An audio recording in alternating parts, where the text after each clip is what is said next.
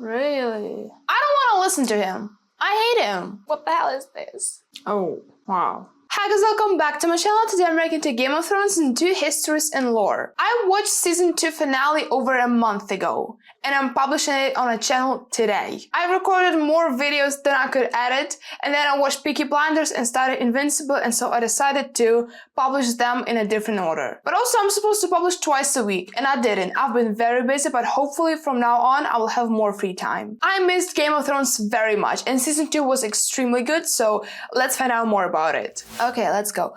Robert's Rebellion, Stannis Baratheon.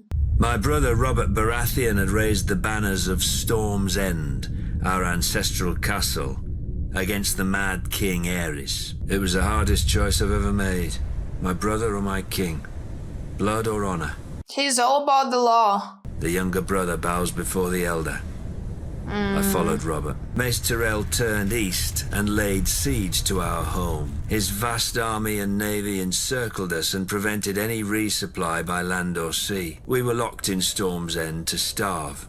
But Robert commanded me to hold the castle no matter the cost. My men ate the dogs because the horses had already been devoured. Yeah, he mentioned that in season 2. If the smuggler Davos had not slipped through the Tyrell blockade with his onions, we'd have eaten our own dead. But I held the castle until Lord Eddard remembered us and marched to lift the siege. The Tyrells didn't even put up a fight. And Robert threw a feast to celebrate Lord Eddard's victory. I was sent to the Royal Island stronghold of Dragonstone to deal with Viserys and Daenerys, the last surviving Targaryen children. Before I arrived, however, they escaped across the narrow sea. Robert was furious. He stripped me of Storm's End and gave it to that prancing fool Renly. I could keep Dragonstone. The Baratheons say, ours is the fury. I will show them. Fury burns. Robert's Rebellion, Davos Seaworth. In King's Landing, if you leave the Red Keep and aren't careful, you may find yourself in Flea Bottom. I got out as soon as I could, finding work on a smuggler's ship. Davos of Flea Bottom had run with orphans and beggars, but Davos the smuggler was received by merchants and lords when nobody would catch them. The only honest work came from pirates, like the notorious bloodthirsty Salador San. I saved enough to buy a small plot of land and found a woman who was kind enough to overlook my trade. She gave me a son, Mathos. I figured this Robert Baratheon would end the same as the other rebel lords, burnt to ash, but he didn't. Yeah, he won. Months later, Stannis was still holding the castle. Nobody cared, but on voyages, I had seen what famine does. And I thought of all those men in Storm's End who would die unmourned and forgotten. I knew I'd be captured by the Tyrell galleys or drowned, but I was too stubborn. So decided to help. The wind beat the sail so hard I ripped it down, fearing the Tyrell ships would hear. Luckily,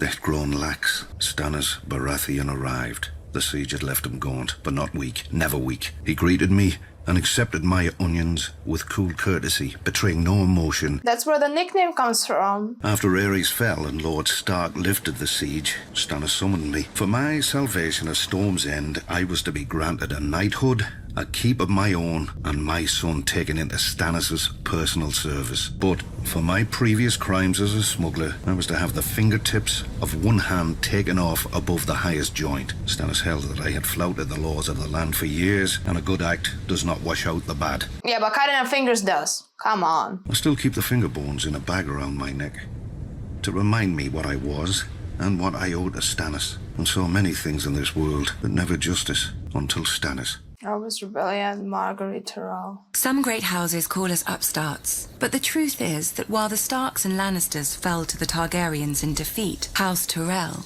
rose. For thousands of years, our family served as loyal stewards to the kings of the Reach, until the last of their line unwisely burned to death, resisting the Targaryen invaders. To save the Reach from a similar fate, we yielded the castle of Highgarden to Aegon and his sisters. In gratitude, the Targaryens gave House Tyrell dominion over the Reach, and we became lords of the castle in which, for generations, we had served. Under the Targaryen dynasty, Westeros prospered.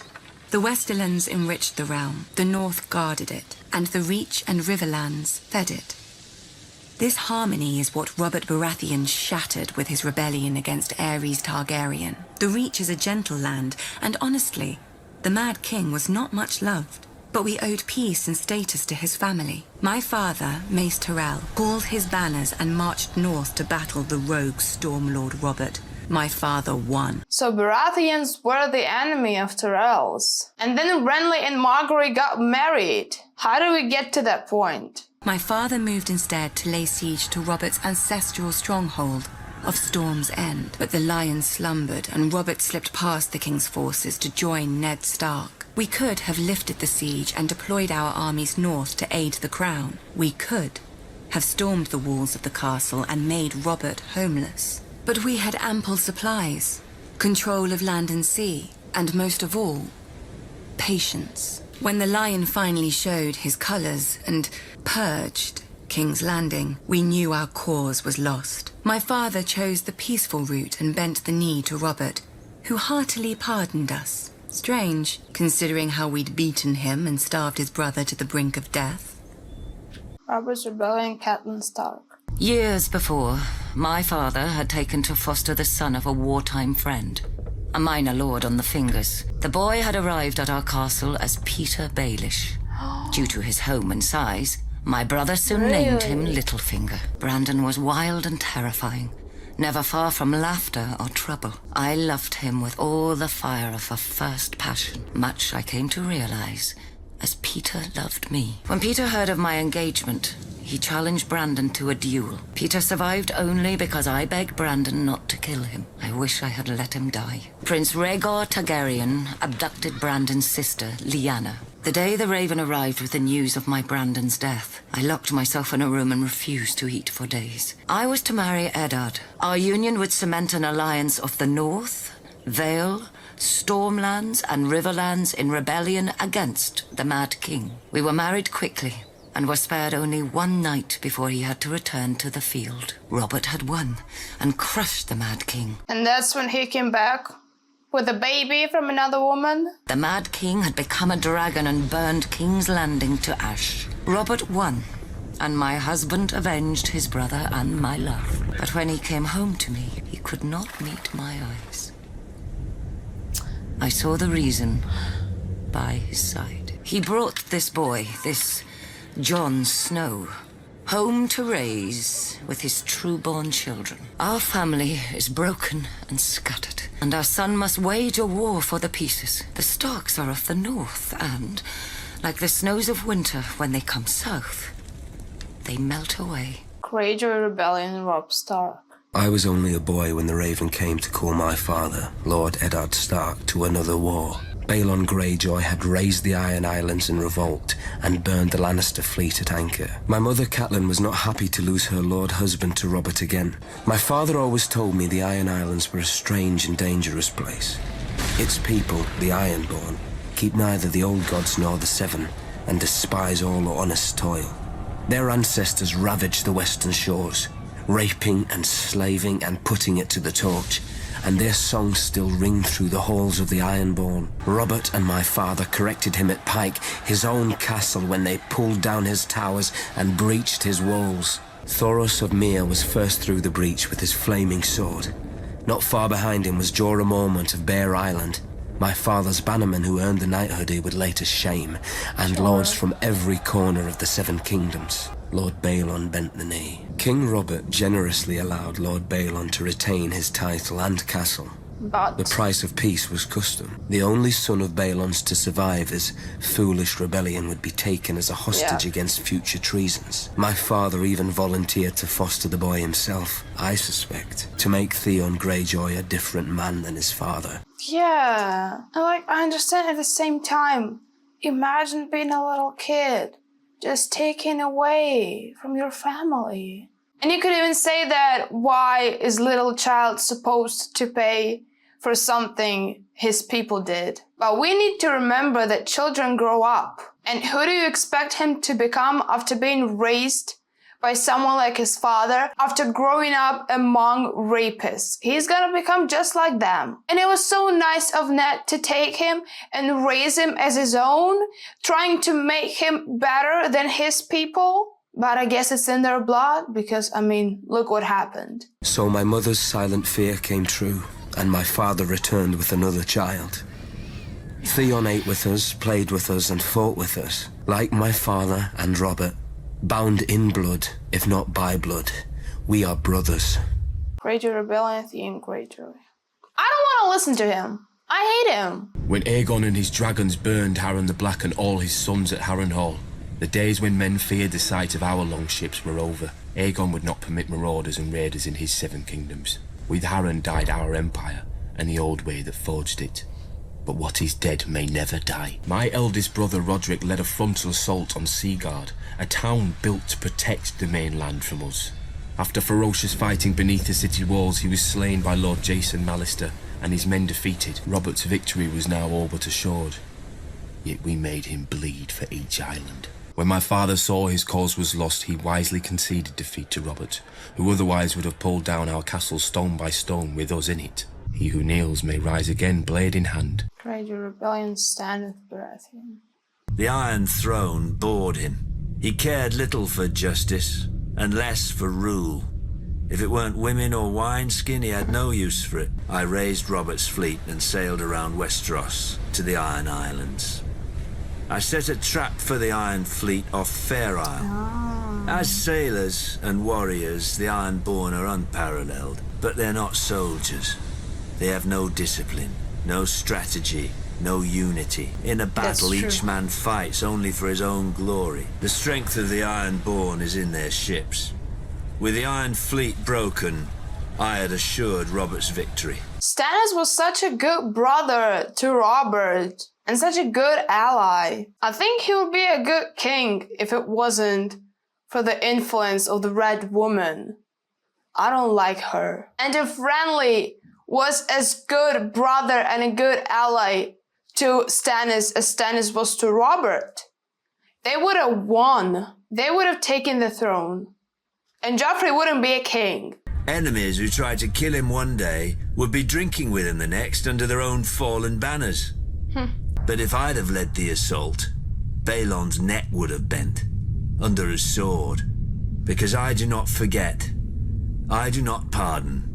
His time will come. He's strict. All their times will come. House Tyrell, Margaret Tyrell. House Tyrell trace our descent to Garth Greenhand, the legendary first king of the Reach who made the land bloom. We chose instead to serve our Gardener cousins faithfully as stewards, to manage their stronghold of Highgarden and the daily affairs of the Reach. Our words are growing strong. Aegon Targaryen had landed in Westeros.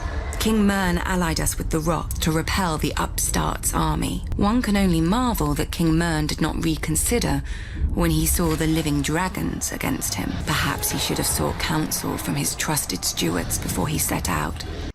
Yeah.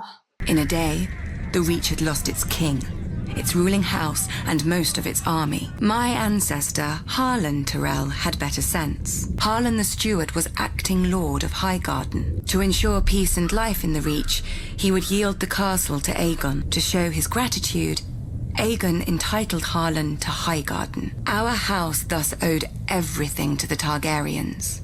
So is it any wonder we stayed true to King Aerys, even during his madness? If Lord Tywin Lannister had not vanquished the Mad King so suddenly, our siege would have destroyed Robert's home and his brothers and won the war for Aerys. But when the Targaryens fell, House Tyrell again chose peace and prosperity over war and devastation, and bent the knee to King Robert Baratheon. Let me make a prediction. When Daenerys comes with the dragons, they're gonna be the first ones to bend the knee. But wait, she's marrying Joffrey. But I doubt Lannisters will want to fight either. Daenerys has dragons. Who's gonna fight someone with dragons? House Greyjoy, Theon Greyjoy, and Yara Greyjoy. The first men of the Iron Islands never bowed to the old gods.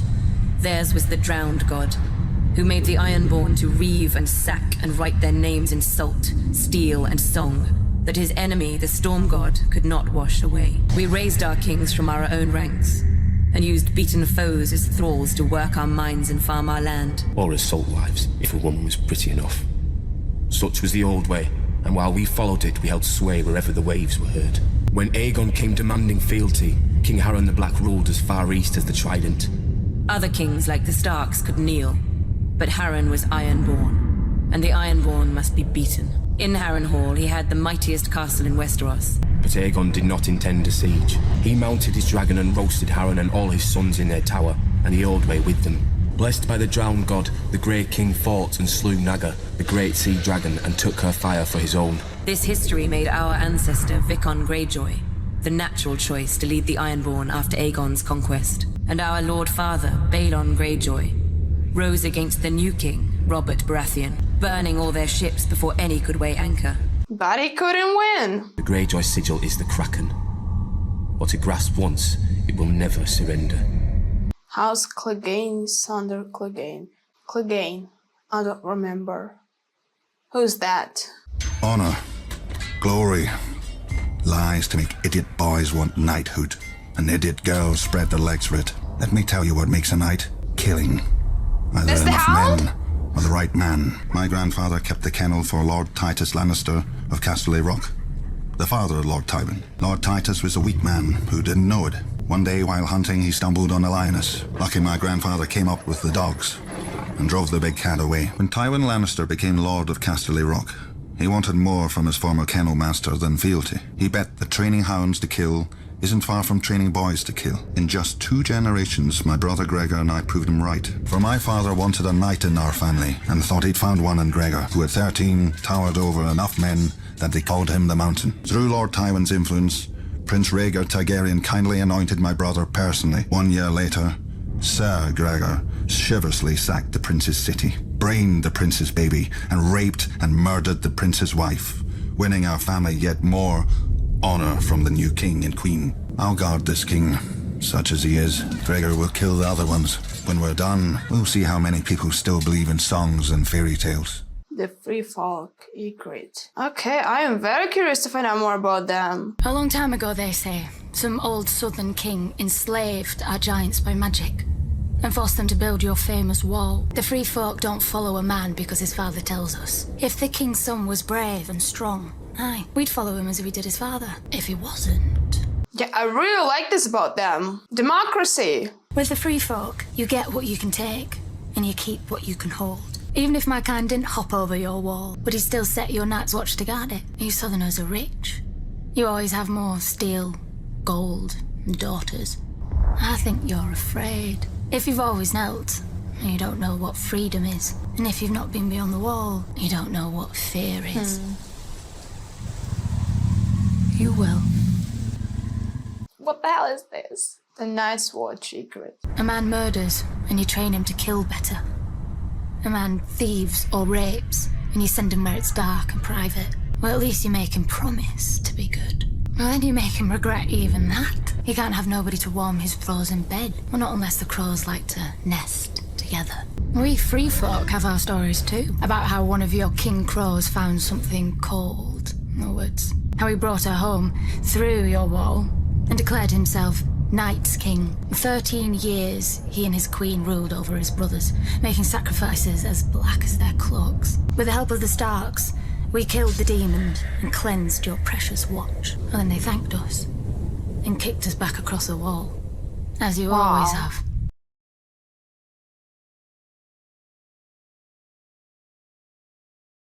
Gandalf, Raymond Redbeard, the Horned Lord, each chosen as a king beyond the wall, each promising victory, and all fallen to the Night's Watch and the Starks. But this time is different. Our new king knows your tricks. You called him a brother crow once, but you never forgot his wings. We know how you think.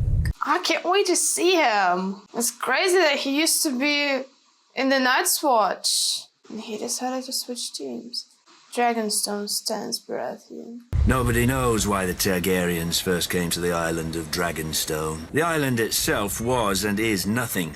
It had no gold or gems to lure Valyrian nobility.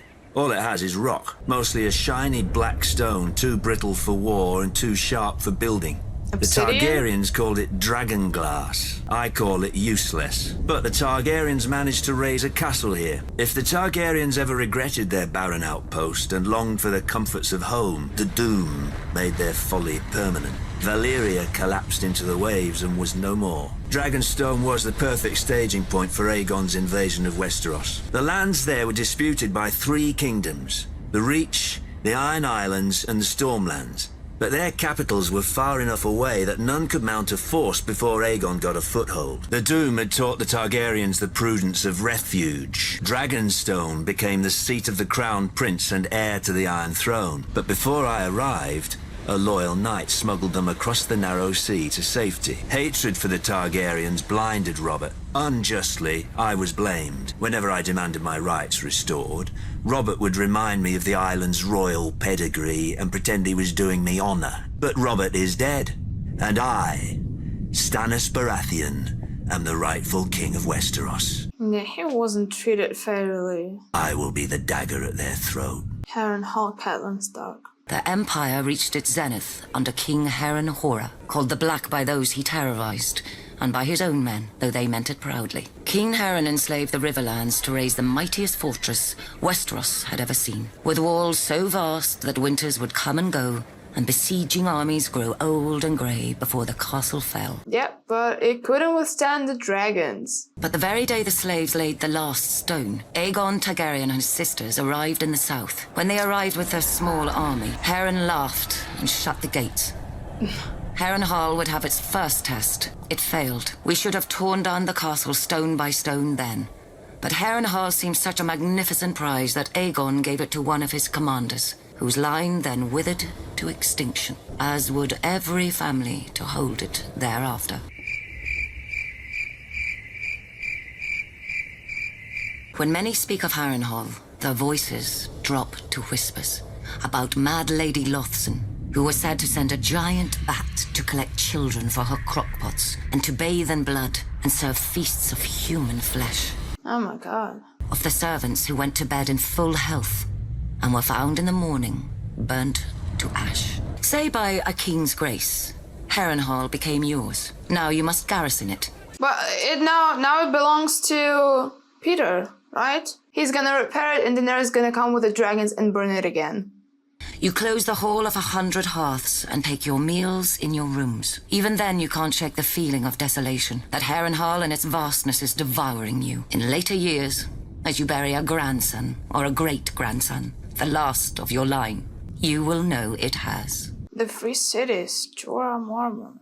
At its height, the Valyrian freehold ruled over half the known world, but the Doom fell on them and sank their capital into the sea. Now Volantis is the ember of old Valyria. Volantis is the oldest, the first colony of Valyria. After the Doom, the Volantines tried to rebuild the empire under their rule. They failed. Braavos is the strangest, a city erected not by the freehold, but against it. A labyrinth of illusion and deceit to hide the refugees from Valyria's slave lords. After the Doom, the city emerged from the shadows to become one of the greatest banking centers in the world. Lys is the easiest of the free cities. When a man runs out of coin, the Lysines may grant him their other speciality on the house, poison.